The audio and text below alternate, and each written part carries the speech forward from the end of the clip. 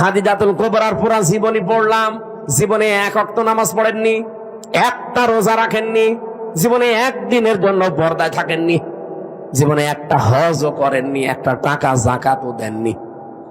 কিন্তু তাকে আমার আল্লাহ নিজে সালাম পাঠিয়েছেন।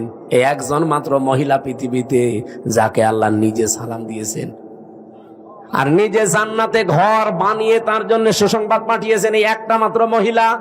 অথচ জীবনে কোনোদিন নামাজে এক ওয়াক্ত পড়েননি, একটা রোজা রাখেননি, জীবনে একদিনের জন্য পর্দায় ছিলেন না।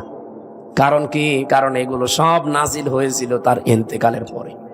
কিছুদিন আগে আমির হামজা এক জায়গায় ওয়াজ করছে যে মা খাদিজা এক ওয়াক্ত নামাজ পড়েনি, মা খাদিজা একটা রোজাও করেনি, মা খাদিজা একদিনও পর্দার মধ্যে ছিল না, মা খাদিজা হজও করেনি, একটা টাকা যাকাতও দেয়নি, তারপরও আল্লাহ তাআলা তাকে সালাম দিয়েছে, বেহেশতের মধ্যে আল্লাহ একটা ঘর বানিয়ে দিছে।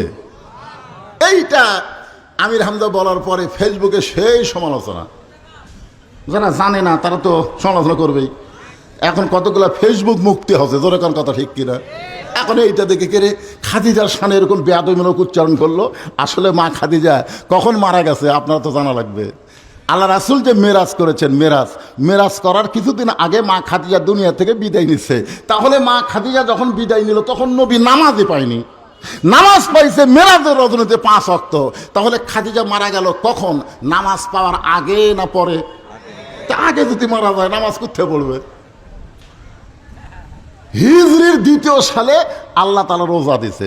নবী মক্কা থেকে মদিনায় হিজরত করার 2 বছর পরে আল্লাহ রোজা ফরজ করেছে। এখন আপনারা বলেন, খাদিজা যখন মারা গেল তার কত বছর পরে? 3 বছর আর 2 বছর, 5 বছর পরে আল্লাহ রোজা দিল। তাহলে খাদিজা রোজা কোথায় করবে?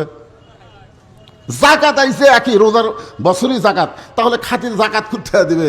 হজ আইছে একেবারে হিজরতের 9ম বছরে হজ ফরজ, তাহলে খাদিজা হজ কোথায় পাবে? আপনার বলেন, খাদিজার সময় পর্দার কোনো আইনই ছিল না, তাহলে খাদিজা পর্দা কেমনে করবে? এইগুলো না বুঝে বক্তারও বলা দরকার, বিশ্লেষণ করে ব্যাখ্যা করে। বক্তা হয়তো পরে ব্যাখ্যা করেছে, কিন্তু ওই ব্যাখ্যা পর্যন্ত যায়নি, ওটা আবার ইউটিউবেররা কাটিং করে ছাড়ে দিয়েছে। কি করে ছাড়ে দিয়েছে? কাটিং করে ছাড়ে দিচ্ছে। আর জনগণ ওরে বাবা রে,